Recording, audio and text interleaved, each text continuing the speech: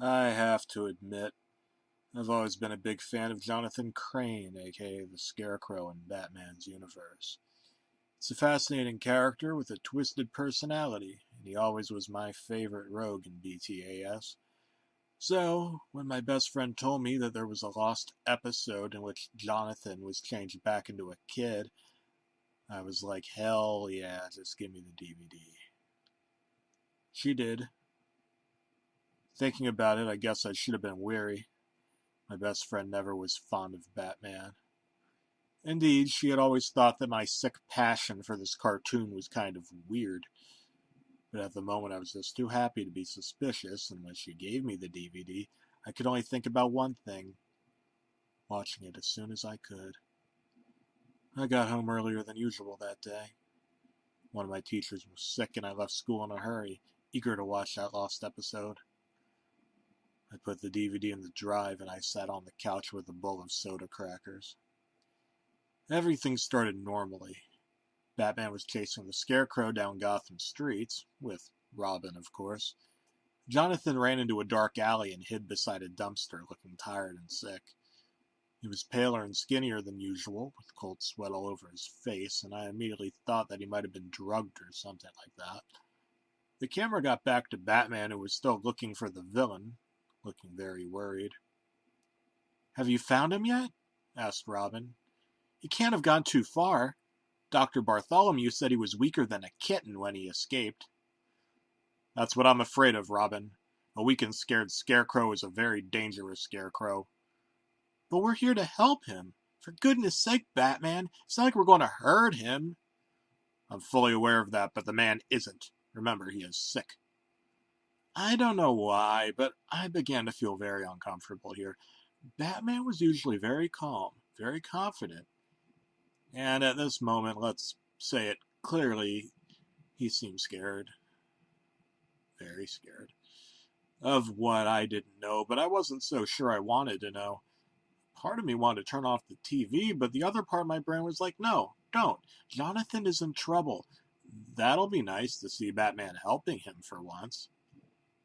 So I just sat there, unable to get my eyes off the screen. The camera got back to Jonathan, who was now sitting on the floor. His heartbeat was literally deafening, and he seemed in great pain. That's when things started to go wrong. The Scarecrow screamed. A scream so shrill and so loud that I literally jumped down from the couch out of pure fright. He spat blood, a lot of blood, and his body started to convulse. His eyes were so bloody red, and his face... Oh, God, his face was paler than a ghost. I swear, I wanted to turn off the TV. I never wanted so much to turn off that damn TV.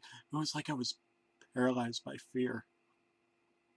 I could just look at that damn screen, wondering what was going on, and I was just thinking, what the hell is this?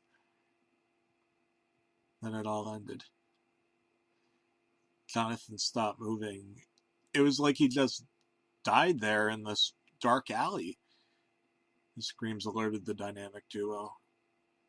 Batman and Robin arrived on the screen within seconds, and the look they had on their faces was pure terror. The camera slowly turned back to Jonathan, or at least what was left of him. There was a pile of bloody clothes, and sitting under the rags you could see a red-haired kid who looked very frightened. He looked at Batman and Robin with tear-filled eyes. "Professor Crane?" Robin asked carefully. Do you recognize us?" The kid remained silent for a while as he got up on his feet. His face was all covered in blood, but that didn't seem to bother him. "Dimwits," he said, smiling. Batman and Robin looked at each other with relief, and I have to say that I was quite happy to see that Jonathan Crane was still himself. I sat back on the couch. Now, I knew why that episode was never aired. It would have been far too scary for kids, but, well, Batman caught the kid in his arms and wrapped him up in his cape. Jonathan didn't even fight back. He seemed pretty sleepy, and I thought that he was maybe very happy to be safe.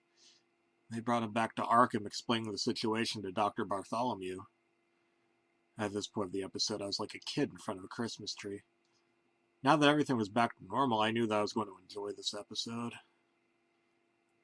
The 5 following minutes were rather annoying, in my opinion. It was all about Poison Ivy and Harley Quinn and their damn maternal instinct.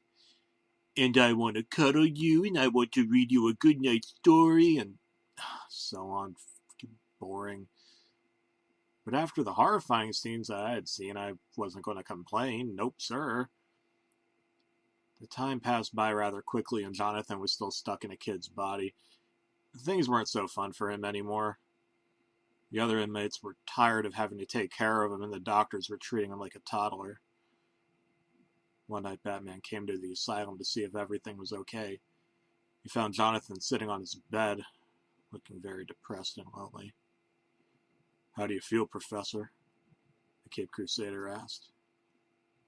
"Dr. Bartholomew told me that you were quite morose." "Who wouldn't be? I hate being a child. I shouldn't have experimented this new toxin on myself. Look at me, I'm a freak." I was waiting for a comforting speech from Batman, but he wasn't there anymore. Instead, there was a note on Jonathan's door. It read, "Hang yourself?" I felt a shiver run down my spine. Who could have written such a horrible note? Batman? No, that was insane. Jonathan looked at the piece of paper for a moment. He didn't seem sad. No, just tired. Exhausted. The screen went black. The next morning, a nurse came in all the inmates' cells to see if everything was okay. She entered Jonathan's cell. There was a moment of silence. She ran away, screaming as if she'd seen the most horrible thing ever. The camera entered the cell very slowly. No music, just the sound of a loud, very loud heartbeat. And there he was, grown up again, his face twisted into a horrifying expression of pain, a noose around his neck.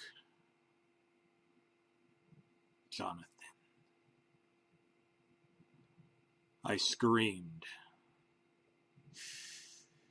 And I think I'll never stop screaming.